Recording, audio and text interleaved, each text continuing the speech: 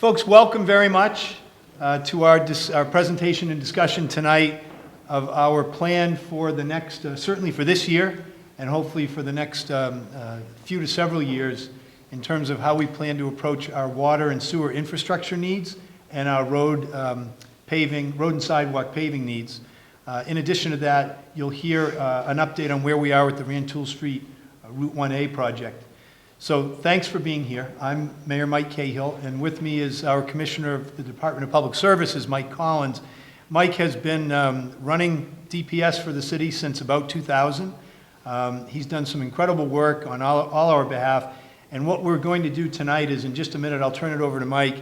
He'll make a presentation on these three components: the water and sewer infrastructure work, the big project of Rantoul Street 1A, and then our paving plans, which are clear and solid for this year and which are in the works for the next couple of years. But first, I want to make sure I acknowledge a couple of our colleagues in government who are here. Ward 3 Councilor Jim Latter is here. Thanks for joining us, Jim. At-large Councilor Matt St. Hilaire and Ward 1 Councilor David Lang are all here with us tonight. So thanks for that, gentlemen. And I'm going to turn it over to Mike. Mike will present probably for about the next 40 to 45 minutes with a hope of getting to discussion and Q&A before 7:30, and we will adjourn at 8:30, perhaps earlier if all your questions are answered before then, but we'll keep it open as long as 8:30. Hope to have a real, enjoyable and an informative discussion. Okay? Thanks very much for you joining us tonight and for the folks who will be watching this at home as well. Michael? Good evening, and thanks for coming out tonight on a nice summer night. Spend your night indoors with us. A lot of the presentation tonight, this is similar to what we did last fall at the Cove School. We did a localized version of this for the Cove neighborhood to talk about some of the projects that were going on over there.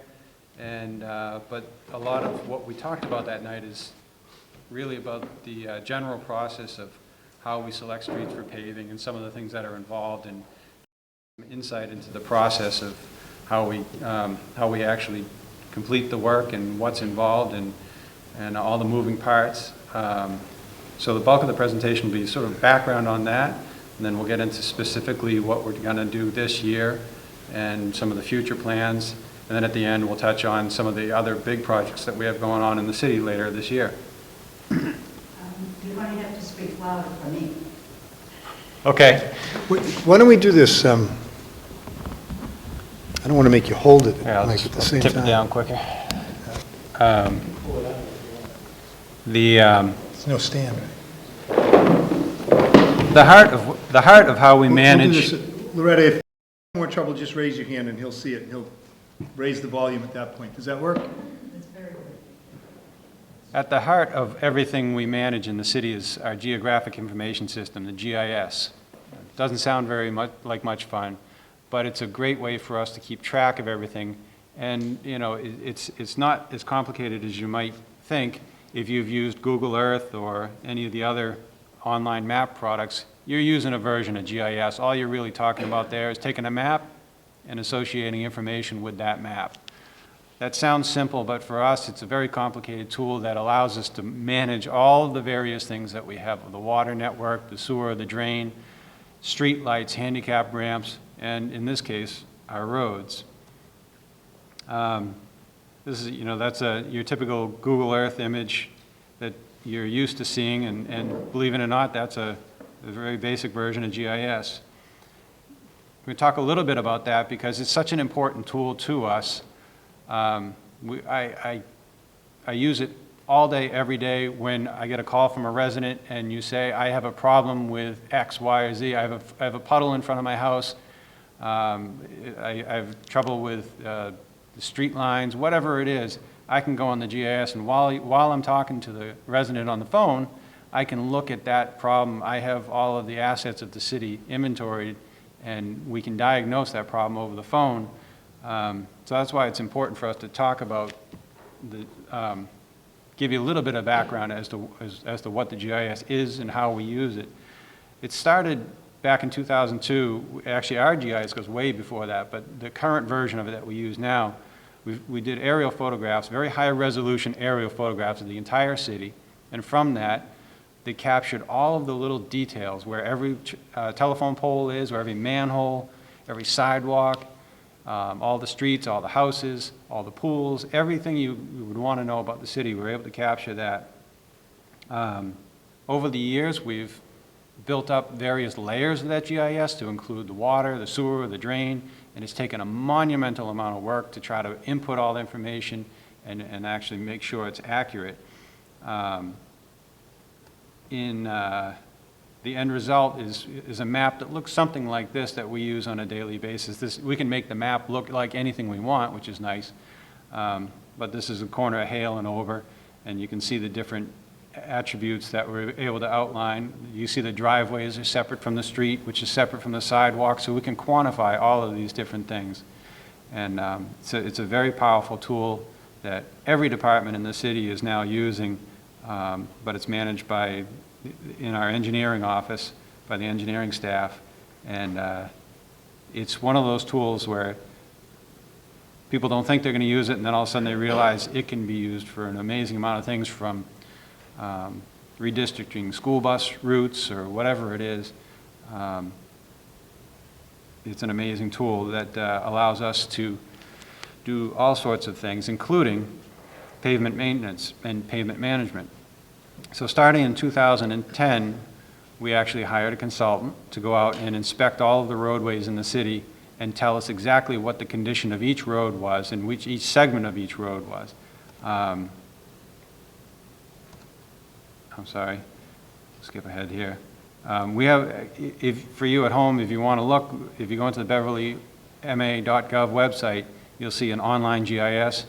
You can use a version of what we use on a daily basis right from the website, and it's a very easy to use tool, and it has we have to dumb it down a little bit because there's just too much information for us to convey.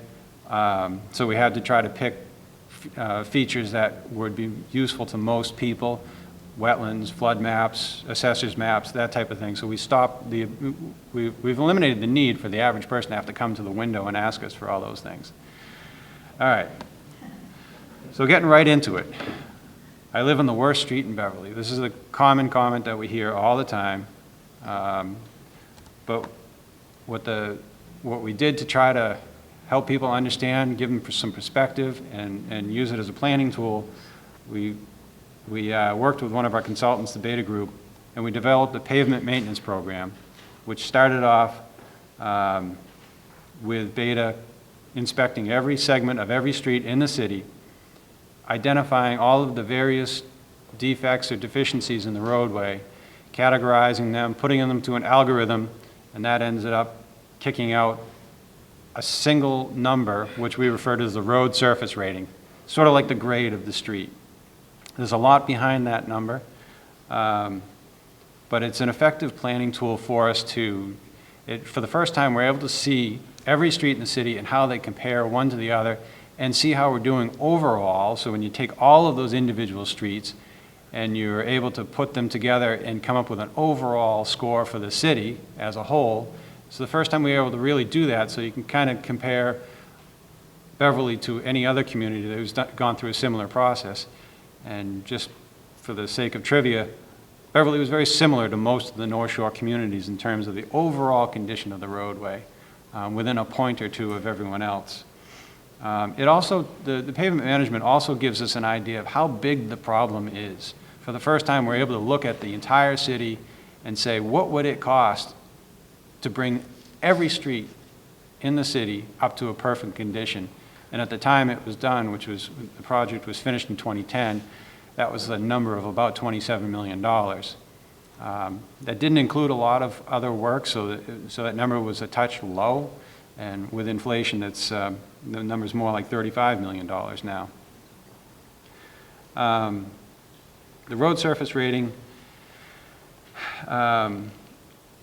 like I said, it's a way for each street to be individually graded, and there is a map that's on the engineering department website where you can go and look at the current road surface rating for each street, and just to get an idea of how one street compares to the next. And the only caveat I'll give you is that these road surface ratings are based on a 2010 survey, and there's an algorithm which automatically ages the road surface rating within the program. So there is some adjustment for time, and as we've gone and fixed roads, we manually change the rating in the system. But the reality is, 5 years out, about 5 years out, the road surface ratings that you see right now on the map aren't always reflective, because the computer's trying to guess what the road surface rating is 4 years out. And in some cases, it's pretty accurate. In other cases, it's not. We always give the example of Herrick Street Extension, the backside of the hospital hill. We actually inspected it in the fall. It was an 85. And over that one winter, it went down to a 45. We had the company come out, back out and re-inspect it. That's fairly rare, fortunately, for a street to fall apart that quickly, but it does happen. The road surface rating also, it gives us an indication of what the type of repair would likely be. Ultimately, we have to decide that in the field from closer inspection, but it gives us a rough idea of what we're going to expect the repair to be, whether it's just crack sealing, or whether it's replacing the top course of pavement, or whether it's reconstructing the road altogether. This is a close-up view of what that map looks like, and you can see that each road is broken into individual segments, because not every segment of every street behaves the same way or has the same overall condition. Maybe there's some utility work in a particular section that makes one section worse than another, and some streets are just too long to look at overall the road as one. So you can see some of these streets, that piece of Hale Street. When you look at these colors, the red obviously is the worst, appropriately enough. And if you've driven down Hale Street from that stretch from Ober up to Hale Park or any of the side streets, you tend to agree that it's a really miserable stretch of road. So you can kind of get the idea that maybe the number's not quite right 4 or 5 years out, but in general, the overall theme is accurate, that it's still, if a road's red, chances are it's still red. If a road's blue, hopefully we can maintain it in that condition for as long as we can, because we certainly need to. Try to give you a little bit of insight on what goes into selecting a street. We do look at the road surface rating. I'd like to, it's too simple to say that we just take the worst road surface rating, we pave that street, and then we go to the next one, and we go to the next one. We can't really do that. There's too many other factors at play, some of which are the traffic patterns of the roadway, whether it's an arterial roadway or just a simply residential roadway, which goes to the second to last comment there, where we try to spread the wealth. We can't just fix main roads. We realize that. Everyone lives on a side street, but everyone benefits from a main road. So we try to strike a balance each year between what kind of work we're doing on main roads, which benefit everybody in the city, and that also gives outsiders the overall impression as to how well we're doing. But we also try to make some repairs in some local roads, so some of the neighborhoods can get some benefit as well. There are definitely areas that are more traffic than others, and there is definitely a focus there. Everything gets keyed in with utility improvements. You'll see this again in a few more slides. But when we pave a road, we don't just go and paint it black, so to speak. We go in and we look at the road, we look at the condition of the sidewalks, the trees, the street signs, the street lines, the overall layout of the road. Maybe we want to make some geometry changes. We're also looking at the water, the sewer, the drain, and we work very closely with the gas company, because the gas company is one of the most frequent people that digs in the streets other than us. And we'll touch on that a little bit later. But there's a lot of coordination that has to go into looking at the utilities and upgrading utilities before we pave a road. The last thing we want to do is dig up a freshly paved road. And then, of course, how much money do we actually have? Our paving money has traditionally come from the state program, the Chapter 90 program, and we are supposed to have that money in hand in about April of each year, but the last couple of years they haven't been able to play quite as nice at the State House, and it's delayed things until last year was midsummer before we got our money, and this year we got it a little bit earlier, but we haven't got as much money as they thought they were going to give us because the governor won't sign the transportation bond bill, and it's politics. So we're never really sure until the very last minute what our overall budget's going to be, which, as you can imagine, when you try to plan anything, makes it very difficult to plan long-term when you don't know what you have this year. Do the best we can, though. We try to come up with a few scenarios. They say, well, if we get this much money, this is about how many streets we can do. So we try to plan for them so that as soon as we do know what the final number is, we're able to react quickly and get in the ground. You probably can't read too much of this on the screen, but let's try to give you an idea of what goes into each individual street when we actually estimate it. This is just one street here, and it's a small street. This happens to be Eisenhower, which we did last year. There are items within the spreadsheet for each little thing that we're going to come across on a roadway, and not every street has all of these items, but we keep track of every little thing, estimate it out first, and then input it into the spreadsheet as the bills come in so we can keep track of the costs very carefully. So you can get the idea that there's a lot that goes into it, from the street lines, the traffic paint at the end of it, the trees, the handicap ramps, adjusting manholes and catch basins, and then all the requisite paving work. The paving is actually, I've always said, is the easy part. Making it black at the end, that's the easy part. All the preparation work that goes into actually building a roadway is what takes all of the time. This is our most common and our most plentiful source of revenue for paving is the Chapter 90 program. And each year, the state's supposed to pass a bond bill, which has historically included about $300 million worth of projects. The bond bill covers everything from the operation of the MBTA, bridge replacements across the city, big projects, and then there's a piece within there, which is the Chapter 90 program. And generally, it's been funded at either $200 million or $300 million for the last decade or so. And if we're lucky enough to get the $300 million bond bill, that means about $1 million to Beverly each year, $1.03 million. Unfortunately, the last couple of years, they haven't seemed to quite been able to pull that off. They haven't been able to reach agreement on funding packages, so we end up with a $200 million number, which gives us just a tick under $800,000 to pave. That's a lot of money, but in the scheme of paving, it's unfortunately not even remotely enough for us to get the job done that we need to do.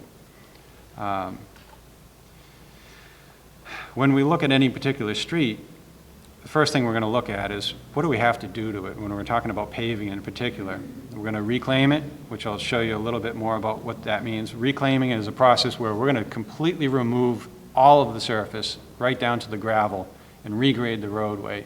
We might do that if the roadway's too far gone. Maybe the cross-section of it is so bad that we really can't fix it with just paving it. In our world, water is the enemy. All we want to do is we want to make sure the road drains well. If it doesn't drain well, it's not going to last. Like I touched on before, we look at all the utility work that has to be done under the roadway. We try to do all the water work. The sewer usually is in a condition where it doesn't need a whole lot of work. We add drainage where necessary because drains are, again, that's our lifeline. A significant cost, about 20 to 30 cents of every dollar that we spend on roadway improvements goes towards handicap accessibility. That's something that we've always done before it was required. It is, of course, now required, but it's an important part of our program that when we pave a roadway, we bring the sidewalk, curb cuts and whatnot up into current handicap specifications, which is great for everybody. If you're pushing a stroller or riding a bike or whatever it is, it's, you know, it makes the right-of-way much more universally accessible for everybody. So it's obviously a good thing, but it does take a significant part of the budget to accomplish that. We have to adjust everyone's driveway apron as we go down. The structures, that's what we call the manholes and catch basins, that all has to be adjusted or replaced as necessary. We finally pave it. put down replace some of the street signs, get them in better locations, make sure they're visible, make sure they're appropriate, make sure they match the ordinances. Then we stripe the street depending on exactly what is necessary. And then final step, as we're backing out, we plant some new trees where we've taken them out, where there's a lot of, each street that we pave, we try to work with the homeowners, and we also work with our arborists to try to figure out where we want new trees and what species they should be. And there's also typically a number of stumps that are invisible to the naked eye, but we can recognize where the stumps are, and we want to yank those out because the stumps will continue to decay underneath the roadway and the sidewalk and the grass strip, and be sinkholes and ruts in the sidewalk and the roadway. So we dig out all the stumps before we go, and then the last step, like I said, we plant the trees and reseed any grass that got dug up. This is some pictures of what we call a grind and overlay, where we're cold planing the roadway, which we're actually removing the wearing surface, mechanically removing the wearing surface, grinding it off. The left-hand picture is the work in progress, and the right-hand picture is immediately after. Not that you can tell this road isn't quite yet swept up from the work. They're actually working on it as we speak. I wish more of our roads fell into this category, because this is a less expensive category. If you've been down Hale Street recently in the last 2 weeks, you've noticed we just did this on Hale Street from Pickman up to Corning, where we ground off the old surface. We can adjust the grade of the road slightly when we do that, and we've got a leveling course of pavement down right now, which is not the finished course, but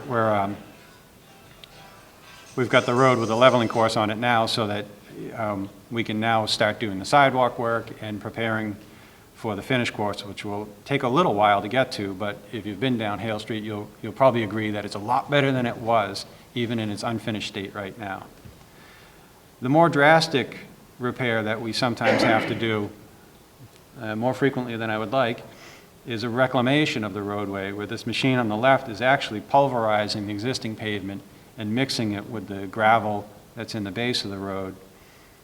Then we have to regrade the road with a road grader and prepare it for a brand new binder and top coat. This particular photo is Colin Street. The condition of the road was so bad from utility work, and also the grade of the road was kind of out of whack. So the cheaper and the better repair was to reclaim the road completely. Sometimes if the road is too far gone, when we try to overlay it, try to put pavement on top of the bad pavement, the old cracks and whatnot will reflect right through, and it won't last as long. So this will hopefully give us a more durable surface to work with.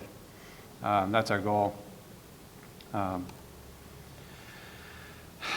other thing we hear every once in a while, just trying to air some of our own dirty laundry, is why does it take so long to complete any particular street?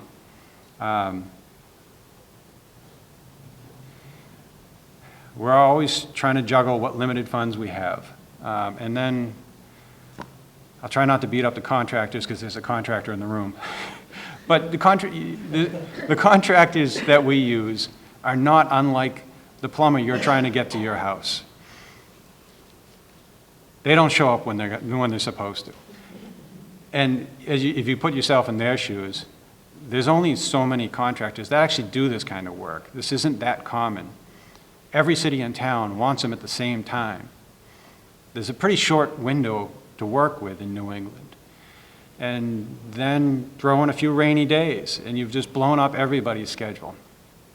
So it's difficult for us to schedule the work with any certainty, given the variability of the contractor schedules. And quite frankly, if you step back a minute, look at the big picture at the state level, maybe the federal level even, if you own one of these companies, are you going to go out and buy, an $800,000 or $900,000 paver if you're not sure whether or not the state's going to come through with the $300 million bond bill next year? So you're not really sure what your work level is. Are you going to hire the extra crew?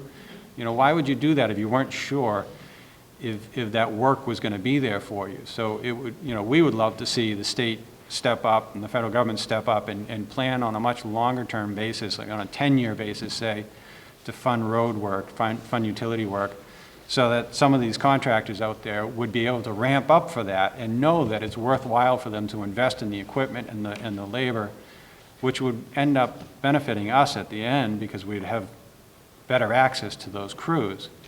And they would be able to keep them around longer so they'd be better trained. We're a public entity, so everything we do has to be bid. So sometimes the bids expire at inopportune times. We try to plan for that so we don't end up in the middle of a project having a bid expire. I'm not going to say it never happens, but we do try to plan for that. Sometimes it takes a little while to get the materials we need. We're trying to coordinate on any given road. Could be 3 or 4 or 5 different contractors working on the road at different times. And again, in deference to the contractor, sometimes when we're doing that cold planing, for instance, we don't want to bring the contractor in for one street because there's an unwritten understanding that we're trying to make it cost effective for everyone. So the contractor might say, I've got a hole in my schedule, I can give you a day's worth of work, but we have to cold plane, that day's worth of work might be 3 or 4 streets. We might not be ready to do all of the work on that 3rd or 4th street, but we have a window where we can get it cold planed. So we get it cold planed, and it might sit then for a while we're waiting for the other contractor to come over and do the handicap ramps, because there's like everything, you can only work on one thing at a time. So we've tried to temper that in recent years by awarding to multiple contractors on different trades so that we can try to, each contractor might only be able to dedicate 1 crew to Beverly, but if we can get 1 crew from 2 or 3 contractors, we can get a lot more work done. Weather is the wild card that is always a joy trying to work in New England. Every once in a while we do work in a street where there's some event, whether it's, we're going to work on Ober Street, for instance, this summer. We got to work around all the events that happen down at Lynch during the summertime because we don't want to have the road dug up at the worst part of the year. So probably the most expensive thing the city owns, if you can look at it like that, is our road network. It's billions of dollars worth of infrastructure built into the road system. It's probably our most valuable asset. So everything we're trying to do is improve and preserve that asset. One of the things we look at is within our paving program in general is you'll hear the latest buzzword in the last several years in the industry is pavement maintenance and preventative maintenance of trying to come up with ways to extend pavement life instead of just rebuilding it on a regular cycle. You're trying to preserve the pavement preservation to try to make sure that you can spend your money cost effectively. What you can try to look at with this graph, there's a lot to try to digest if you've never seen this graph before, but it's trying to illustrate a pretty simple point. Early on in a new street's life, when it looks like the top photo on the left, the road doesn't need much maintenance. And when it gets to a level where it's got a few cracks here and there, you can repair those defects pretty cost effectively with crack sealing and some other rehab methods that are pretty simple to enact, and you've extended the life of that pavement, you kept the water out of the base, and you're going to extend the life for a little bit longer. If you don't do anything, you can see how quickly the quality of the pavement, the overall condition of the pavement drops off, where it goes from an acceptable range, and it just tanks right down into a very poor conditions. And once that pavement gets beyond that point on the curve, it's very hard to arrest that process and try to bring it back.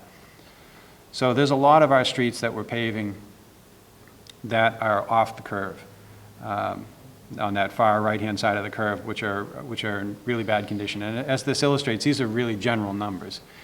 You can almost forget about the fact that there are dollars associated. And the general theme is if we have to rebuild that roadway, we're really talking about a project that's 5 times more expensive than if we could cut it earlier on in the curve and just do some sort of a rehab method, some sort of preservation to that same roadway. Along those lines, we're trying to work with our vendors to come up with better ways to preserve our existing roads that are in that 85, 90, 95 RSR category, those roads that are in good shape now. There are a number of different techniques out there. Unfortunately, a lot of them really don't work well for the city of Beverly just because of the nature of our roadways. There's a lot behind that, but a lot of the current pavement preservation techniques are not ideal here. So we're trying to come up with some new ways to try to protect the existing roads that are in decent shape. The roads that have fallen off the curve, we just got to pick at them one by one, and as we invest in repairing these roads, we're trying to make sure that we can keep them in decent condition. And a lot of that is the overall construction techniques that we employ. Again, water's the enemy, so we're trying to make sure the roads drain well, that the cross sections are built properly, and that the drainage can handle the runoff. And that's going to go a long ways towards protecting the roads. Mike, what does PCI stand for? We stole this slide from another presentation. PCI is the Pavement Condition Index, which is analogous to, in our case, to the RSR, the Road Surface Rating. PCI is a more universally used term for pavement condition. It's something you'd see in a textbook. RSR is our particular consultant's way of dealing with it. So one of the things, other than sunlight and water, that really does a number on our roadways is the utility companies. We've worked very, very hard in the last 8 years or so to work with the utility companies to understand why they're digging up our roads and get them to understand what our standards are going to be and comply with them. A light went off in my head a few years ago. We had done Lothrop Street, completely rebuilt the roadway, and very shortly after it was paved, it got dug up because of some utility work. And we had begged this utility for 2 years prior to doing the road to replace their utilities, and they said, no, everything's fine. Don't need to do it. After they dug it up, we brought them in and said, why did you dig up our road? They said, well, it's not cost effective for us to replace all of our utilities before you pave a road. I said, aha, I can change that. I can make it very cost effective. I'll show you what I mean in a second when I get to the last slide on that chart. This is a typical utility repair that you might see prior to us getting a better handle on the utilities. And quite frankly, this is a situation that has worked out well for the utilities. We have a much better line of communication with them, and I believe in the long run will save them money while protecting our roadways and giving everybody a better overall product. But this is the kind of repair you would see on a utility trench. Hey, great, Firefox 30 is available. This is a very typical utility trench you would see in years gone by. And it's not terrible until you look up close and you see all the cracks around that utility trench. And those are all things that clearly the only reason all those cracks are there is because of that utility patch. We've worked with the utilities, and if this same job was to happen today, that's the repair that we demand, and that's the repair we get. They'll do that same project, they'll grind a 6-foot wide patch into the roadway and inlay a new surface 6 feet wide. That's the same type of trench. It's only a 24-inch wide trench. We'll get a 6-foot wide repair. So any scratches, any other cracks get caught in that. So this is the type of repair that you see now for the last several years. Anywhere that a utility does significant work. So if you're going to dig in our road, this is what we're going to get from you. If it's a brand new road, and this chart is not both of these things together. Let's just look at the top line. If the road is less than 12 months old, or the road surface rating is between 100 and 98, it means it's a pretty perfect road. So it could be an 18-month-old road, but the RSR is still 100. We're going to charge you $5,000 each time you cut into our brand new roadway. So you can see how we've turned the tables on the incentive and made it very, very worthwhile economically for anyone to repair and upgrade their infrastructure before we pave a roadway. Mike, is a length associated with that dollar amount? It's per customer, right? It's one road, and it's 200 feet versus 1,000 feet, I'm just saying. Yeah, and you'll see later on when we talk about this year in particular, I'll just jump forward and give you an example. On Herrick Street out here from the top of the hill down to Sawyer Road, we had just paved it.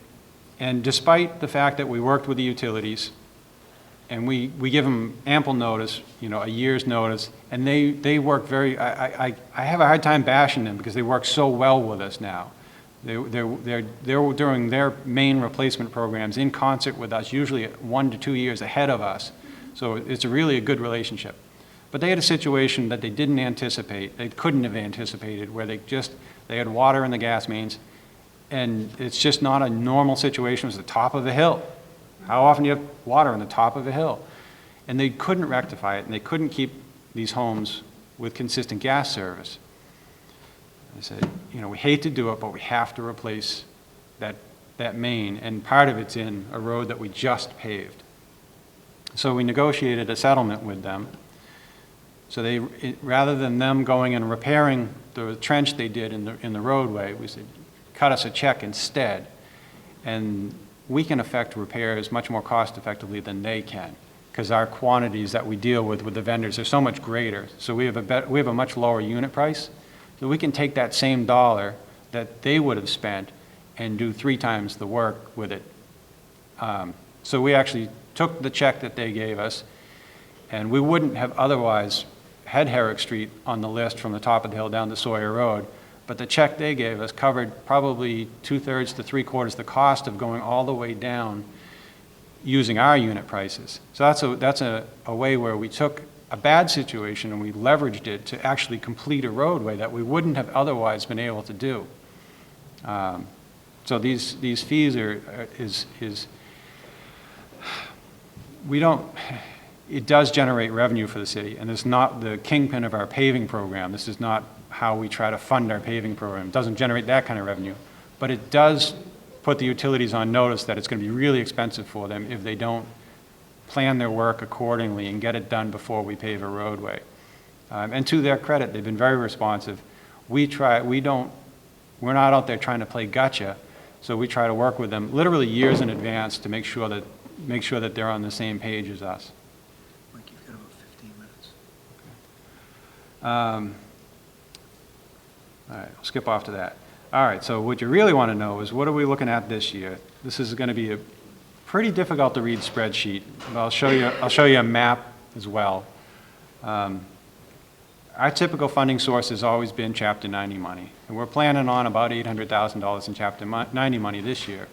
We have also have a couple other sources. We're still working off some money from this fiscal year, from really, we'll call it last year's paving money. We're a couple $100,000 there. This year, the state had a one-time only deal of $154,000 for the city of Beverly. Each city and town got a little bit of money. They called it pothole money, generically pothole money, because they recognized that the winter was so severe, the roads got very distressed, so they gave each city and town a little bit of extra money to pave with. In our case, it was $154,000. And on top of that, the mayor and the city council proposed to supplement our paving budget to the tune of $1.4 million in city money this year. That's in recognition of we have a problem. We have a big problem. We need to pave a lot of roads. And if we just use the Chapter 90 money, what our pavement management program told us is the overall pavement condition is going to go down year after year after year if we just keep using Chapter 90 money. So we need to find other funding sources. And we're able to fund out of the city budget this year $1.4 million in the fiscal 15 budget, which starts July 1st, of city money on top of the Chapter 90 money, on top of the rapid repair money, the pothole money. So it gives us almost $3 million to work with this year. Sounds like, again, a lot of money. These yellow highlighted streets on this list represent 14 streets, which totals $2.9 million. That's probably as frustrating to us as it is to anyone in the street, in the city, when you say, geez, you know, there's 600 odd streets in the city, you know, how are we ever going to get any particular street done if we're only doing 14 a year? I wouldn't suggest it's a perfect solution, but this additional influx of money this year is key, and it allows us to get a lot closer to our goal. And this represents about 4.5 miles this year, out of 130 miles. So it's a measurable chunk of roadway this year. The rest of the streets here that are outlined in white, if you total up all of these streets, 30-odd streets here, it's $7.9 million worth of roadway. Well, we only have 2.9 to work with. The plan going forward, if we're able to, is next year we may, and this will be up to the mayor and the finance director and the city council, we may bond for some additional paving work over the next 2 years. So not this year, but the year after and the year after that. So we would supplement, rather than supplement the budget with just city money, we would also supplement it with a one-time bond authorization to allow us to do some additional work and complete this list of streets. It's difficult for us to plan out 3 years because of all the moving parts. Like I said, the utility work that we look at. We tried to, even this list here, when we tried to say which one of these are we going to tackle first, we worked with the gas company. I fixed that slide earlier, but it's black now.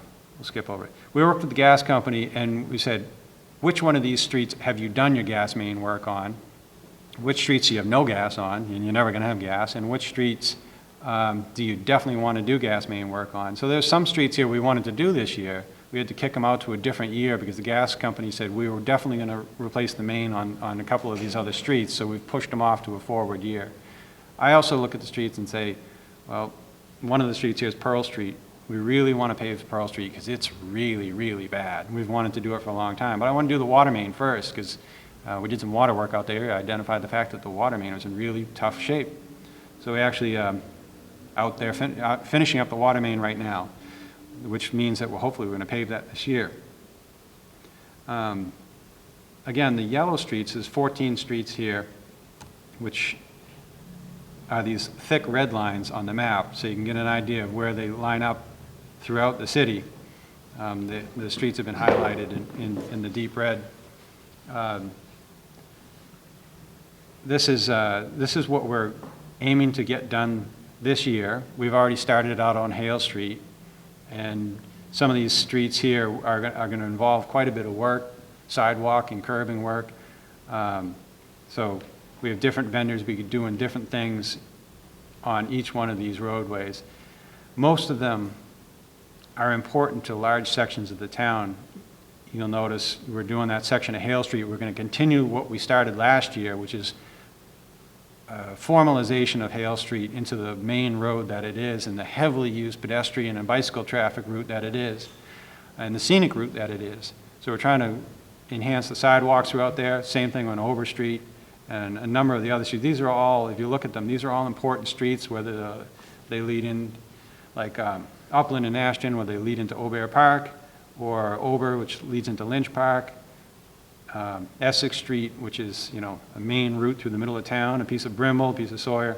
So these are all main roads typically that everybody uses at some point during their week to travel on and are in pretty tough shape and pretty dire need of pedestrian improvements as well.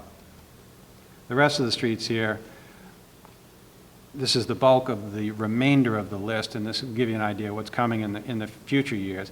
The out years, the 15 and 16, we just throw out the caveat that because because they are subsequent years, we don't know exactly what the budget's going to be. We don't know what other problems are going to come and face us in the coming years. So these out years are always subject to change a little bit, but this is generally, these are some needs that we've definitely identified that we have to, in some cases, we're trying to make sure these roads don't fall off that curve and get into the expensive category. I'm going to stop talking about pavement and try to touch on a few other projects in the last few minutes. We can come back to whatever questions you might have. We'll give you a quick update on the 1A project. And I had a bunch of slides that I was going to include, and I opted not to because we have a very extensive website at bev1a.com where all of the stuff is located. So it's not, all I'd be really doing is duplicating for you what is on the Bev1A website, which actually we can.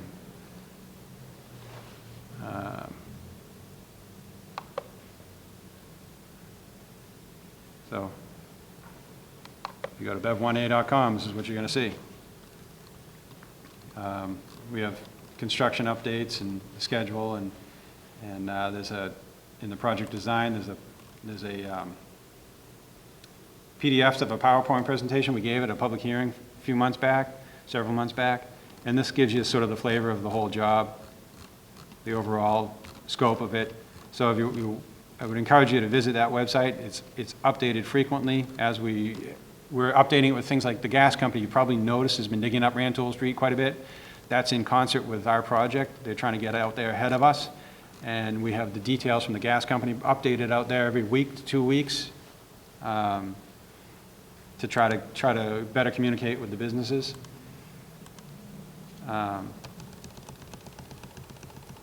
So rather than get into a lengthy discussion about 1A, just want to give you the general idea that we're at the 75% design process, and this job is scheduled to be bid by the end of August, and it'll go out, it'll be advertised by the state and actually constructed by the state. The overall project is being funded by the Federal Highway Administration to the tune of $19.8 million, and that continues the roadway, as you can see there, from almost the Salem-Beverly Bridge all the way up to the Memorial Middle School, including a piece of Elliott Street and a little bit of Cabot Street back up to Lenox. So it's a massive project of 11,000 feet of the roadway. And like I said, the bids will be tendered in September, and it'll take the state probably a few months to award the bid and give a notice to proceed to the contract. So we expect work to actually start on the state portion of it sometime in the spring. We don't yet have a contractor, so we haven't met them, so we don't know what the exact schedule is. So as soon as we know more on that, we'll convey that. The last few weeks for us have been all about dotting I's and crossing T's on securing the right-of-way along there. We have temporary easements where we have to adjust the grass or the driveway of everybody's property along the way, and it's been a lot of work in the last few weeks, all of which will not be noticed by anyone when the job is done, because it's all just check boxes. But it's important work and has to be done. So the 1A project is on track to be bid out this September, and we're very much looking forward to this. It's going to be an important revitalization in downtown. The 1A website's a good website, bev1a.com. So you'll see when you go there, there's also a Twitter feed that we post the updates to as well. So it's probably easier for you to get your information there. There's another project that City Council recently approved us to go forward with, and that's there's a sewer line, an important sewer line that is largely in the 1A corridor, but some of it goes off into side streets and then back into the 1A corridor. And I've always, there's a need for us to inspect that line to prevent any sort of catastrophic collapses. If you've been in town for a few years, you probably remember right after the Mother's Day storm, we shut down 1A for a couple of weeks while we repaired the sewer line in front of the Wild Horse Cafe. I'm sure they remember it well. That's because the sewer is very deep. It's over 20 feet deep at that location. It's all sand in that location. Must have been a nice beach back in the day. And this is a snapshot that we took at the time down in a 25-foot deep manhole looking back up the pipe, and you can see where the top of the pipe is gone. You're looking at sand, that brown is the top of the pipe. That's actually sand outside the pipe. And the pipe, that's not an optical illusion. The pipe is no longer round. The pipe has gotten squished like this. So we had to go down. There was a spot that was totally collapsed. We had to repair that. 12 feet of pipe cost us almost $200,000. Then we put a liner inside this whole section to prevent that type of collapse from happening again. It's basically a fiberglass liner. It's the simple way to look at it. And that provides us with a structural watertight liner that will not collapse unless something really bad happens. This type of uncontrolled collapse like that is very expensive and very dangerous, and there are other segments of the pipe that we have not lined that are at risk for this, where we were going to go through and we're going to clean and TV that line. We can run a camera through the whole line and identify those areas, and places that we determined to be at risk, we're going to actually perform that same type of repair on. This may seem like a simple job. It's over 6,000 feet of pipe. It's probably going to cost us $500,000 or $600,000 just to clean the pipe. That's a lot of work to do. It's going to take a while, but it won't be terribly disruptive to anybody. It's going to be a single truck by itself working in any particular segment for a few hours at a time. Traffic will be able to pass on both sides of it. So it shouldn't be disruptive, but it's going to be a significant project. And it also just protects that $20 million road we're going to build on top of it.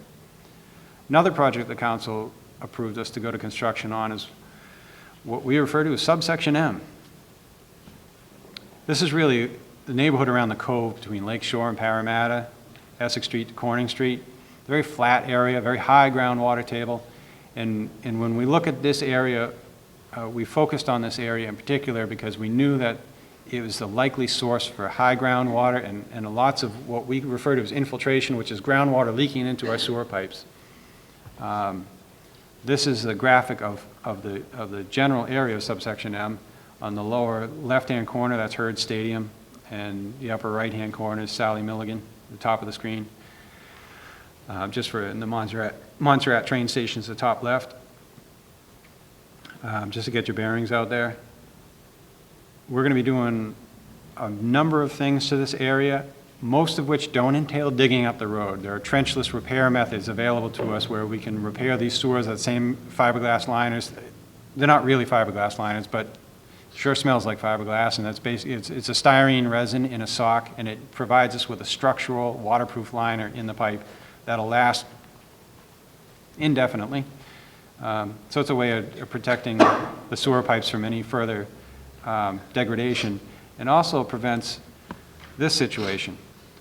What you're looking at here is the upper line, the pinkish purplish line, is the flow in the sewer pipe on any given time. This is a snapshot in time, March and April 2013. The dark blue line is the depth of groundwater. So you can see when the groundwater comes up, the flow in the sewer pipe comes up drastically. And you can also see that on the far right-hand side, we're getting in towards the drier part of the year. But the flow, what you see, the tiny little peaks and valleys are daytime and nighttime. It never really gets down below 0.2, and 0.2 is million gallons a day, so 200,000 gallons a day. So that means there's over 200,000 gallons of groundwater getting into this particular sewer system, getting towards the drier parts of the year. As you go towards deep summer, it gets even drier than that. What this tells us in general is this is an area that's worth us going out and looking at, trying to figure out how can we eliminate this groundwater from getting into the pipe. The very bottom line with the tiny little bumps in it, those are rain events.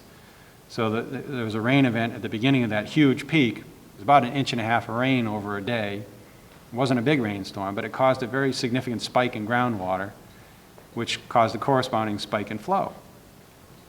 So the project around that cove area is aimed at trying to flatten out all this as much as possible and get that nighttime value as close to zero as possible, because if everybody's asleep, you shouldn't have any flow.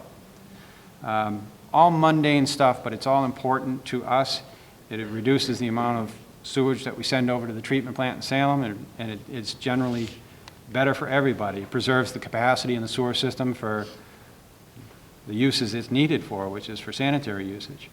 And it's also good maintenance practice. It's going to keep our sewer system in better shape.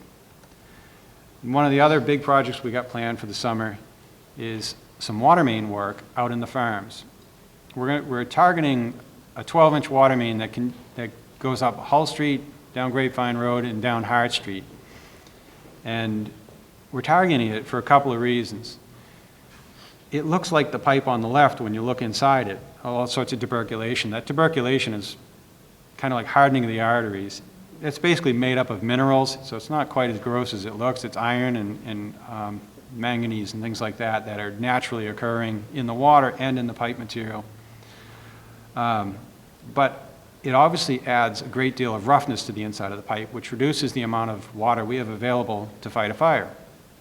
It also provides places for sediment to settle, and it makes it more difficult for us to flush that sediment out, and so it also provides a source of brown water. And in the summertime, some of the manganese and the iron that's in that tuberculation in the pipe wall can more easily leach back into the water and give us that discolored yellow water that is so annoying to the many people in the farms in the warmer months. And we have to continually go out there and flush the hydrants to try to relieve it. The pipe is, in general, even though it's pretty old, it's in pretty good shape. It does not have a history of breaking frequently. So that tells us it's a good candidate for cement lining. The picture on the right is that same main. After it's been cleaned out, we can just mechanically scrape out all that tuberculation, and they spray on a cement lining coating. And if we buy a pipe from the factory, it comes with that cement lining on it. And that cement lining protects the interior of the pipe from any further corrosion. It's going to be a large project, very expensive. There's a lot of pipe to line, but we're hoping to get through that over the next year or so. Can't work in the winter because we have to put temporary water mains on the sidewalk along the gutter of the road to feed all the houses. But that's going to be a significant and important project to us so that we can provide clear water on a more consistent basis to all of our customers in the farms. And it will also enhance the fire protection out in the farms. It's going to be done in concert with a number of other improvements, including replacing the water main on Stanley Street, which will give us effectively a third significant feed into the farms neighborhood. Right now it's a 6-inch water main, which is not significant in terms of fire flow, and we're going to replace it with a 16-inch water main. So it'll give us, right now the farms is fed from Hale Street and from Hull Street. Those are the two arms that reach around and become the farms. This coming up Stanley Street will give us a third leg of that farms branch. So if we were to lose either one of those, we would still have a significant leg to service from two directions from. This type of work, like I said, all has to happen in the warm weather. But it's something that's long overdue. And the nice thing about it, once we complete it, we'll be able to pave the roadways, which desperately need it. You know, if you've driven down Hart Street, it really needs it. And on Haskell Street, we're going to be replacing the main out there as part of this as well. And also, it arrests the degradation of the water main. So cast iron will last a very long time if it's protected. The cement lining on the inside of the main will protect the inside. If there's no corrosive soil on the outside, which we would have known that by now. After 80 years, we would have known if the soil was corrosive because the pipe would have been failing on us. And once we cement line the inside, that pipe will stay in that condition now almost indefinitely. So it's another way where we can preserve an existing asset rather than just replacing it. So I've talked enough. You probably have a few questions. Thank you, Mike. Just a couple of clarifying comments on what Mike went over last, the sewer and water work. The sewer infrastructure, the inspection and repairs along Rantoul in that area, the infiltration and inflow work in the Cove, as well as on the water side, the water main cement lining for the farms and water main replacement on Stanley Street. Those types of projects have been done in other parts of the city. And, you know, we've got some historical data on different neighborhoods, different parts of town that have had similar projects done. This is all in the name of really kind of modernizing, improving those parts of town that are showing the most. They've been the ones that have needed attention the longest, and they've really kind of risen to the top of these particular lists. So just to get a sense of that. Earlier, I recognized Councilors Langlatter and St. Hilaire. I also want to recognize that Councilor Estelle Rand from Ward 2 and Councilor Scott Hausman from Ward 4 are also with us this evening. Any questions you have, any thoughts you want to share with us? Now's the time to have that part of the conversation. If you have something you want to say, that microphone over there is the place I'll ask you to go to, because that will ensure that BevCam picks it up for the broadcast they'll be making. So, do you want to ask some questions? Do you want to share some thoughts, whether it be on the paving plan, the infrastructure work for water and sewer, the Rantoul Street 1A project? Perhaps we can go back to the list of the streets that we'll be paving this year. And why don't we read through those so you can hear the names of the ones that we're working on in 2014. As Mike said, the longer list is the list of streets that we're hoping to pave over the next 3 years, including this year. Our hope is to spend about $9 million this year, 2015, 2016.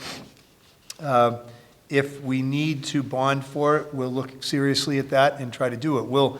We'll pave as much as we can afford to pave, and I, my finance director, my colleagues on the city council will all be looking very carefully at that as we go through this coming year. So in Ward 1, the streets that we're looking at are, the streets that will be paved this year are Ashton, Bailey, Foster Point, and Upland. Ward 2, we're looking at Washington Street, which is a long and wide street, and we'll be doing sidewalk work and paving on Washington Street over the next year and a half. Plus rebuilding Rantoul Street.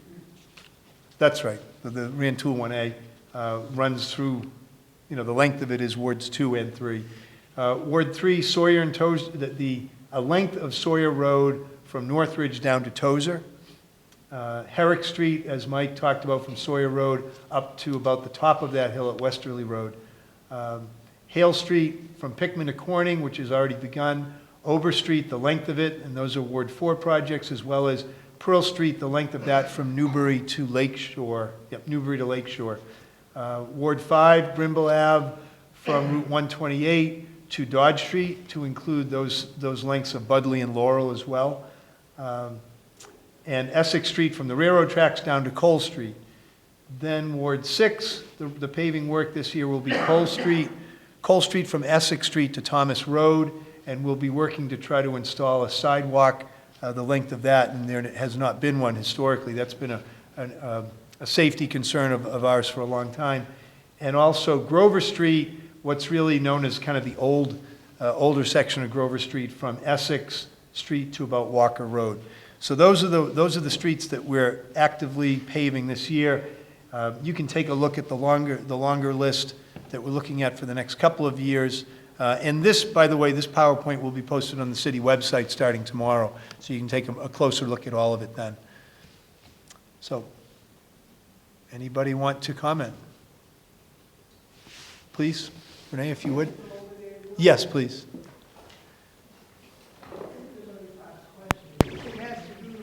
Well, but Thank you very much. Renee Mary, 274 Hale Street. And will this be put, that list of streets, in the newspaper? That's all I wanted to know, to ask, right at this point. You listed the streets that are going to be paved. well, this Will will they be put on the in website newspaper? tomorrow, so it's available there. You want the streets that we're paving this calendar year to be all published? What you've just said, will it be in the newspaper? I don't have a computer. I'm medieval. Oh, okay. We've offered the information. Is a newspaper reporter here tonight? I'm not No. sure if we have one here. What we can do is I can email you. Oh, you don't have a computer. No. Wh- Paul what- Layton, send it to Paul Layton. He put it in the newspaper. No, you're right. We invited them, we've offered the information. Well, shame on them, but as a citizen who pays taxes, I suspect that they will publish it. no, I I- don't think they will. As I a do citizen who mean- pays taxes, I want them to publish it. I meet weekly with reporters from the Citizen and the Salem News. Right. So we can share the list of the streets that are definitely getting paved this year with them next week. when we Perfect, meet. and just We'll say do that citizens are asked that they be put in the Okay. papers. Absolutely. Thank you very Yep, much. sure. Please, if you have a question, please go to the microphone.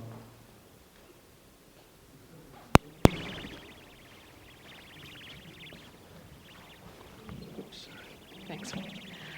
Hello, I actually have two questions. One, has there ever been, or is there ever going to be a plan to put a sidewalk down the length of Tozier? I know as a North Beverly resident, we tend to walk that way. Students walk to the high school that way, and it's definitely not a safe pedestrian route. We, as you probably noticed, we did connect it to Walden. Right. There was no sidewalk at all, so we built one to go Yep. from within the limits of the project we were working on at that point, and we'll at least look forward to extending it from there to connect with Sawyer, and across the tracks and down to 1A is something, at some point in the future, but at least right now it leads you into the Walden Street neighborhood. Right. So it's connected to that on one end, so. My other question is also around paving. Having been a resident through the North Bev 1A project before, there is a huge difference in the driveways, for lack of the proper term, for the sloping of the driveways, even from Stop and Shop, from one entrance to the other. One is like a speed bump and one is, like a normal entrance. Is there anything you can do to protect against that? I mean, they just seem like they're deteriorating and not very consistent. Yeah. That piece of the road in particular is entirely owned and operated by the state, and the project was built by the state. It is a challenge to make that work, because those are narrow sidewalks, as you don't have a lot of room to make the change in grade there. The 1A portion that we're going to build, the sidewalk's going to be a lot wider, so we'll have more room to adjust that grade. The current regulations for handicap accessibility say that the back of the sidewalk has to stay level. So you can't come to a driveway apron and drop down and then come back up, which would make it smoother for the car, but worse for the pedestrian. So the current latest regulation favors the type of sidewalk you would see in front of Stop and Shop. In reality, those are pretty extreme, but that's mostly due to the fact that they're like 4.5 feet from the back to the front. That's just not enough room to make that transition. So we shouldn't see that on our portion, though. Are you noticing as a pedestrian walking along those sidewalks some difficulty or Well, going in and out of certain No, driveways? I think it's more in vehicles. There are some driveways that you just drive into, and some entrances that it feels like you're hitting almost like a speed hump because the way There's a couple you have to stop and think about. they're graded, right. So it's not consistent. Thank you. Okay. And please come on up, Dan. And as Dan's coming to the microphone, I don't know if it's been said, but we recognize that there are far more streets that really need to be paved than we're able to think about for this year, and even as we're looking out a couple of years. And so as Mike said, the list for this year is set. The roads that are on the list for the next couple of years that I didn't read out loud, but you can see them when you look at the PowerPoint online, and you're welcome to look at them more up close before you leave. Those streets are our best attempts to prioritize based on the several factors Mike laid out, where we need to go next. But we also acknowledge that there may be other streets that might rise to that level as we're looking over the coming year. So there may be streets that are not identified there. And we absolutely know that, would you say, fair statement, about 2/3 of our streets probably need it, Something. sooner rather than later. And, and you also heard Mike talk about our need to protect streets whose condition is a little better and try not to let so many get to that point of being needing a full reclamation. And so we're looking at it all very carefully. We know that there are some neighborhoods that likely have original pavement. We know we've got some 50-year-old neighborhoods with likely original pavement, and that's a challenge. And so we're looking at all of it. And I think that Mike really, I don't want to pump him up too much because he won't let me, but he really deserves a lot of credit for the whole system that we put together as a city about 5 years ago now, getting that whole road grading system in place and being able to, I think, more effectively, more holistically look at what's needed. So anyway, Dan? Hi, I just had a question about Brimble Ave and what in particular you have in mind for it. Is it simply going to be regrading the road, or is there any work to be done on curbing? We're only looking at the stretch from about Dunham Road back to the Budley Laurel Dodge intersection, and it's just replacing the wearing surface on it now. Okay. As you probably know, a few years ago, there was a project several years ago now, where significant sidewalk work was done. So it doesn't need much other than replacing the wearing surface. All right, so my question was, in part because of the curbing that's there now, it's just a berm, and in several locations it virtually disappears. So it's in essence non-existent around Brimble Hill Drive, for example, in many locations. And where that section of Brimble is only around 800 feet, by the time you back out curbings, streets, Mark Road, and Oakmont, and all the driveways, it wouldn't take a lot of granite to do that road. And I know a lot of other neighborhoods have had that done. When Brimble only had the berm done on it, it was explained that it wasn't cost-effective at the time. Considering it's a major intersection, especially considering the proposed development on Brimble Ave and the impact that's going to have on traffic there, I wonder if something couldn't be done to get granite on that section. You're only talking about a portion of the road at this point, and some additional traffic calming that could be done. That's been done on Lothrop Street, for example, so that we could do the same sort of thing at the crosswalk where Oakmont meets. It's a crossing for school kids. It's virtually ignored, in part because it's one of the straightest roads in the city. And let's face it, folks just well exceed the speed limit the entire length of the road. And if that's something that could be done to help slow the traffic down, as I said, it's been done in other parts of the city.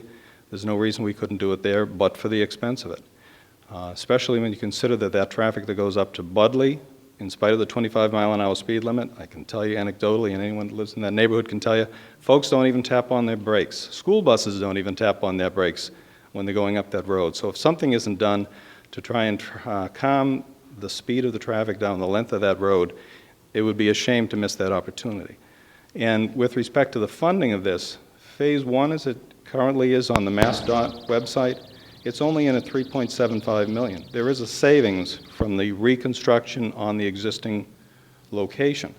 And I wonder if some of the funding that has been saved there couldn't go towards Brimble Ave to make some improvements when you consider that, let's face it, the impact of the proposed development is going to certainly impact the traffic there.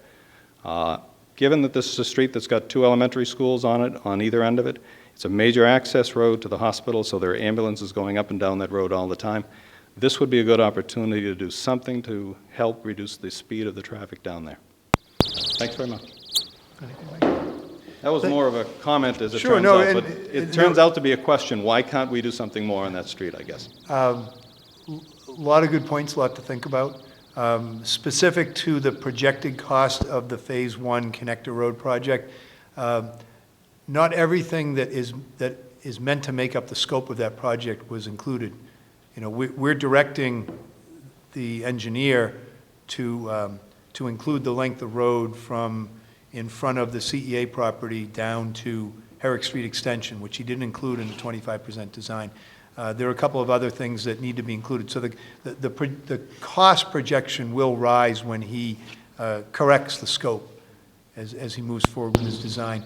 But at the same time, I mean, you raise some very good points about that length of Brimble and what we might look to do with it and where else we might be able to access funding for it, whether there be anything available within the MassWorks grant and or whether any whether any future development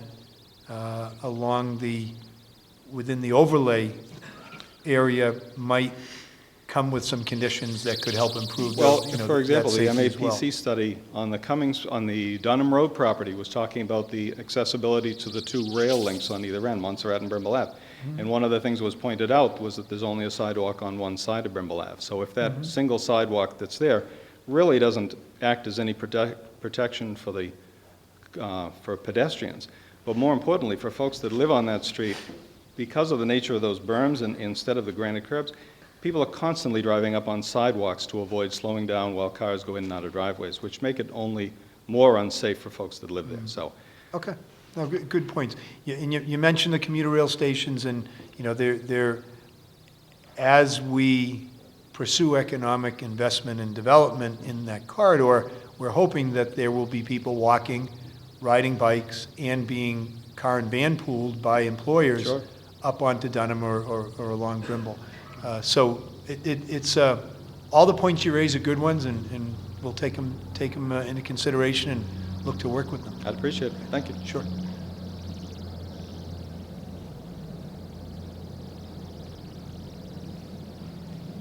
How you doing? I'd like to thank BevCam for filming this. Transparent, what you're doing there, it's great.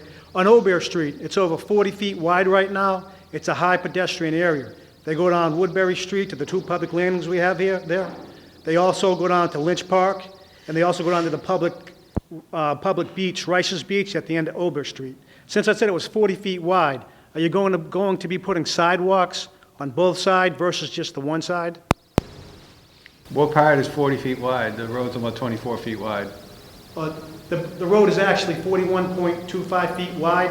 I can show you where the city bought it Is that the right? over 100 years ago. I'll show it to you. There's no plan to put a sidewalk on the right-hand side, because you have to cut down all the trees and whatnot, and in the discussion with the neighborhood, there really is no need for a sidewalk on both sides. Having one proper sidewalk on the left-hand side is more than adequate for the amount of traffic it handles. And we've totally changed the character of the roadway, which was not desirable by anyone in the neighborhood, so. I've seen baby carriages coming down on the opposite side of the road.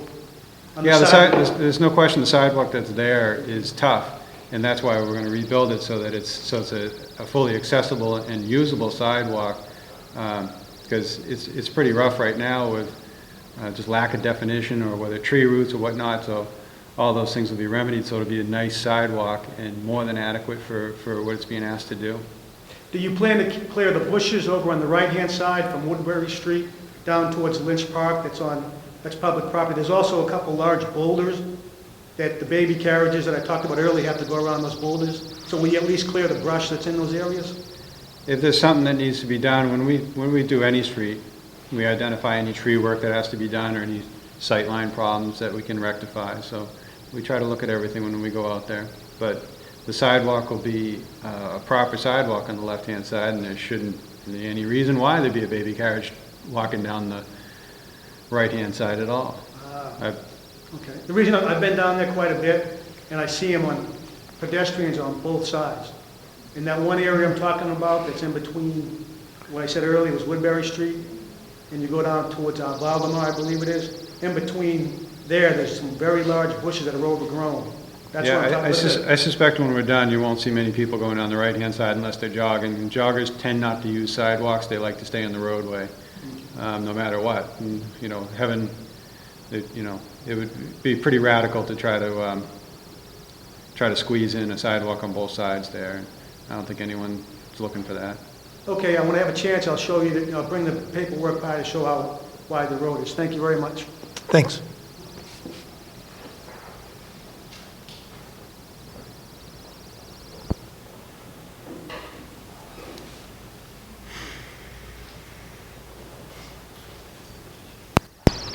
Mary Roderick, 14 Peabody Avenue. I have a couple of questions personally. My road has not been resurfaced since I've lived there 30 years. Now National Grid tore it up, and they did not put any 6-foot wide pipe paving. They put just like not even 2 feet up and down the street where they put the new pipeline in. But there are still potholes in the street. I called the other day about my sidewalk, and our whole street has terrible sidewalks.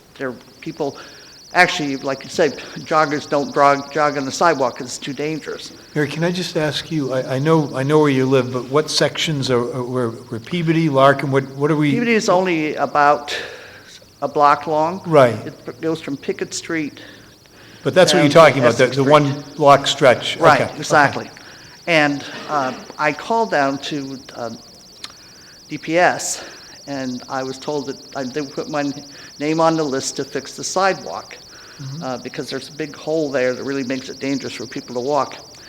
And when I called back to find out, well, where am I on this list, I was told that probably I'm about number 1,000, because they have 250 sidewalks that are brick that need to be done, 250 residents, about 500 residents who need to have asphalt sidewalks done, and 250 people who need to have cement sidewalks like mine. And Mr. Ruggiero, who talked to me, said, the likelihood of you getting your sidewalk fixed in the near future or any time probably is very low. So I'm going to have a private contractor do that because I want to sell my house, and I'm not going to be able to have people walking in a hole to get there. Another question I have is, does the Water and Sewer Fund pay for any of these water and sewer main projects? Exclusively. That's the They will. bond authorizations that the council approved that I'd requested were out of the Water Enterprise Fund and the Sewer Enterprise Fund for those projects. And the other But question do I you- have about Cold Street is Cold Street is very narrow street to begin with. Putting a sidewalk on it is nice, I'm sure, for people to walk. But the major problem with Cold Street right now, and the people who live there know this, is that if you come off 128 and you want to go to Endicott College, GPS tells you to go on Cold Street, to Boyle Street, and down to Hill Street. All of those are very narrow streets, and if a bus carrying a team or some event that's being held at Endicott comes down that road, they actually drive people right off the road who are coming in the opposite direction in a car, because it's just not wide enough. What really needs to be done on that street is that Cold Street should be made for vehicles, for cars, not for vehicles or trucks and buses, like Grover Street is. Sure. Well, it's an interesting point, and you know that there's been an effort to do that for the last some years. The State Department of Transportation will not approve that, and we've gone to them, and they've just they've denied that on they have a set of specifications. Vehicles that come looking for Endicott College are coming. Some of them are coming off the highway, and you're right, down Cole to Boyles to Hale. The other ways in would be exit 17, Hart Street, over to Haskell to Hale, or coming off at Brimble Ave. They could also come down to Lakeshore to Corning out to Hale. So there are a number of ways, and I'm actually working with Dr. Wiley, and they know they have construction underway on some projects on campus, and they also have they have buses coming in for different purposes during the course of throughout the year, not just during the school year. Working with him to get him to try to get his vendors, his construction crews and their delivery vehicles, buses that are bringing groups that are coming to seminars and whatnot, trying to get them to use alternate ways in and not have all the traffic go over one roadway. But none of the roadways that we're talking about are ideal. They all at different points go through residential neighborhoods on back But certainly roads. Corning Street is a much wider street than Cold Street.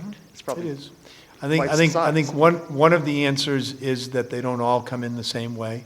Another answer is that we are, in the FY15 budget that was just approved, the council approved, again at my request, 3 additional positions in the police department, one of which will be an additional full-time traffic enforcement position. Another will be an additional position within the community impact unit. And we are already and will be ramping up again our traffic enforcement just to ensure that people travel safely over our roads and through our neighborhoods.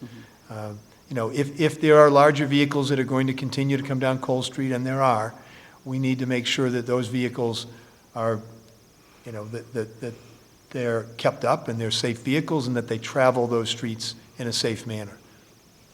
And they do go very fast. And so, as Dan was saying about Brimble Avenue, I have actually really noticed this a lot. I take Ball Street frequently to go from my house to Henry's. And there's a 20-mile-an-hour zone there. There's a school on one side, there's elderly housing on the other side. And I'll be driving 20 miles an hour, and people go around me doing 40, 50 miles an hour. And there is never a police officer there. And I think that's, what you said, you have to have more people. But a few people out there, especially the beginning of the school year, it's so dangerous. And I think a lot of the schools have that problem. It is my intent that morning and afternoon around school zones, we have many neighborhoods that some people utilize as cut-throughs. We have streets that are longer, straighter streets that people pick up speed on. We have there are any number of streets, but my full intent is that everywhere throughout the city, people will begin to recognize far more visible and active traffic enforcement dynamic in Beverly, and that the culture of how people drive in Beverly will be what we need it to be, which is to keep people safe in their safe as they live in their neighborhood, safe as they walk and ride bikes and travel in other vehicles. So hopefully that's starting to happen, and you'll see it more and more. Thank you, Mary. What I should have touched on, we talk about working with the utilities, and if you live anywhere downtown or wards 1, 2, and 3, you noticed last winter the gas company had a lot of stuff dug up, including Peabody Avenue, and we worked out before they started what the repair methods would be. And an example of Peabody Avenue is they'll be coming back and grinding out that trench and putting the 6-foot inlay into a trench like that. So there is further work that's going to happen that'll restore that. I'd like to say we're able to accomplish every sidewalk request that we get. We have an overall sidewalk budget of $25,000. And a few years ago, we did a little bit of sidewalk work on Cabot Street, 3 addresses. It was $35,000. So it kind of gives you the idea of the availability of the resource compared to the need. We get dozens of requests a week for people to have the sidewalk repaired. What we try to do is we try to also go out there and accomplish as many repairs as we can with our own staff, so all we have to do is buy the material.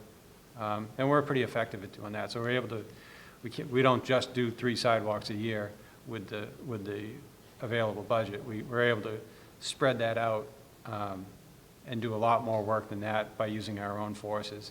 So we try to help people out. Everybody that calls would like a completely brand new sidewalk from one end of their property to the other.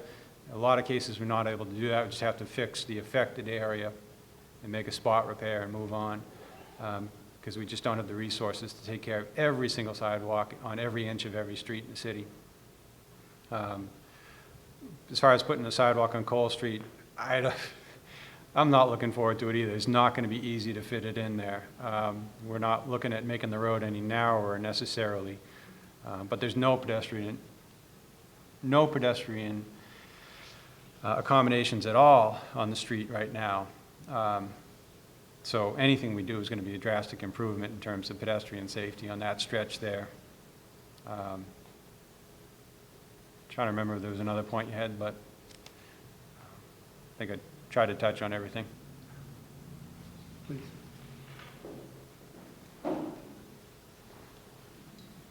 My name is Rosemary Magdalene, 30 Pleasant Street, and I've asked Mr. Collins, what's the minimum acceptable standard for a one-way, acceptable road for a one-way street? The minimum acceptable width for a one-way street? We like to, I mean, it's generally dictated by the fire department. They would like to see at least 18 feet if you have a one-way roadway, 18 feet, that was my understanding too. I was just wondering because the engineering department approved the development that's going on Vestry Street and Cabot Street, and it's 14 feet wide, and it has no sidewalks. If it's existing, there's not much we can do about it. That's not a subdivision. Well, I know for the roadway, Route 1A, they're taking land, aren't they, around Gloucester Crossing area to make a better rounded curve? Why aren't they requiring the developer to provide an extra 4 feet of width to Vestry Street so if you have an that existing it's roadway, acceptable? it's a different situation with an existing roadway. So obviously you had an answer you were looking for when you asked the question. Well, I knew it was 18 feet, but nobody else seems to, on the planning board or any place else seems to realize that. That question doesn't come into play in that context. Well, that same night, they were talking about easements for the Gloucester Crossing area to make that curve, and they were taking land from Burger King, I believe it is. Yeah, and well, they didn't receive any reply as you're probably yet aware, from Burger King. there's nowhere you can take land on Vestry Street. If you say you take a little bit of that property, you can't. The rest of the property. Well, where this developer is going to be putting 4,000 square feet of retail and 11 apartments that are 75, are huge. I mean, it's just an out-of-scale project for that street. Yeah, it's currently not part of the zoning requirements to put it in that context.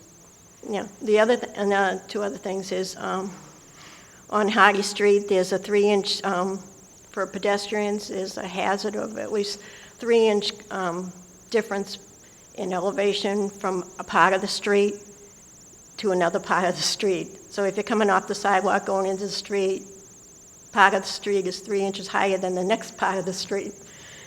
Because, I don't know why, whether they did a trench there at one time, but there's a whole section, a strip along the east side of Hardy Street that is elevated above the adjoining section of the street. Yeah, we'll take a look at that. Okay, and then the third thing is Pleasant Street sidewalk between Rantoul Street and River Street. It was never replaced by the developer, and he was supposed to replace it along Depot Square. Now there's going to be a 500-car parking garage. You have veterans housing there, and in order to go down Pleasant Street, if you're on the wrong side of Pleasant Street, you have to cross over to the north side, and then you have to go back if you want to go back to the south side. So you're making people cross more than once. So why don't you have the developer replace the sidewalk as he was required to do? Ron Costa, the alderman, councilor at the time, required it as part of the condition, and they got it all changed. Now the city is so-called leasing that amount of space that he has landscaping on, which was the sidewalk.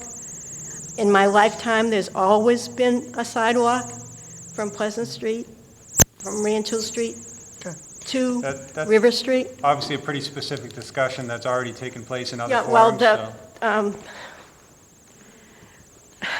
forums, I'll say this, Rosemary, you and I are both private citizens when that all happened, and that, you know, that issue has happened and been finalized. So I don't think there's anything to be done there. Well, Frank Kilway, who was an engineer with us at that time, gave the excuse that it didn't meet the handicap accessible requirements because of the grade. However, the street, Federal Street, is a much steeper street, and they had their sidewalk replaced. Pickett Street had their sidewalk, is also steep, a grade, and they had their sidewalk replaced with bricks, which to me is not a handicap accessible type of sidewalk. It looks nice. So that was the reason why they didn't put the sidewalk back. Frank Kilway came up with the excuse that it didn't meet the handicap standards to be replaced. I don't think there's anywhere to put it anymore. I think that's There is. Take back the land that is covered and... knock down the building, is what No, you're suggesting. no. He's put the paving where the sidewalk was. He's put the landscape there. And then also, yeah, that's what he's done. He's put the landscape in there. Okay. All right, thank you. Yes, ma'am? Last time we did the very fast questions and responses about the newspapers. Renee Mary, 274 Hale Street. My question is this: when are you going to finish Hale Street all the way to East Lothrop? You know, all the way down. That's number one question. And you I'm sorry, Hale Street all the way to? Is it East Lothrop where the light is? Oh, okay, I mean the remaining, Yes, because yes. this year we're doing from Pickman to Corning. Your question is when does the balance of that? The balance, going right. towards downtown? Yeah. Get any plans for that, Mr. Collins? when we can afford to do it. It's a Okay, that's simple matter of money. Up in the air. Yeah, you know, it's, in a subsequent year, we would love to do it. It's, you know, we got such positive feedback out of what we did in the first phase, and we expect that in the second phase. I tell you one thing right now, it's our major conduit north out of Beverly and south coming into Beverly. And I think you should really, not you personally, but I think the city should consider this. And as you know, the section that, at Chapman's Corner. Oh, I down know towards- Chapman's Corner. Through the farms into Manchester. State That's road, the state road I section, know. which does need to be redone. Well, You know, it's so not that- as that bad. along with some- Let me that- tell, excuse me, Mayor, it's not so bad is from Chapman's Corner down to East Lothrop, because I travel it all the time. And that is rock and roll. And they're also going by my house at 45 and 50 miles an hour. And if you want to make money for the city, forget the cops. Just charge them $200 a pop. And then you'll slow them down all over, but especially there. And you know, Mr. Collins knows that I'm the one who cleans on Thursday.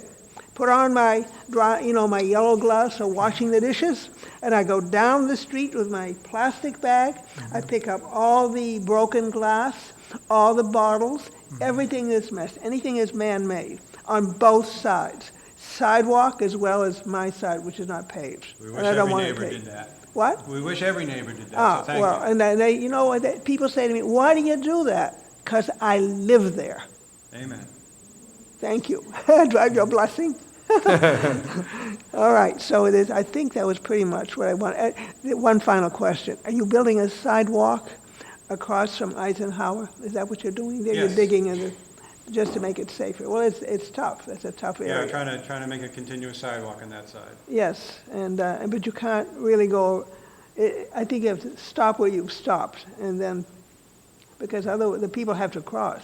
So what you're talking about is part of the Hale Street work in the Cove is to extend the sidewalk on the They ocean have. side between Right. Neptune and Pickman, which Yeah, they has have, not had but- a sidewalk and has required the people cross Hale Street and cross again. Right. If they have a need or desire to be. Right, now the question I have, Mr. Collins, is it physically possible to connect with that, is it Neptune Street or where, across from Eisenhower?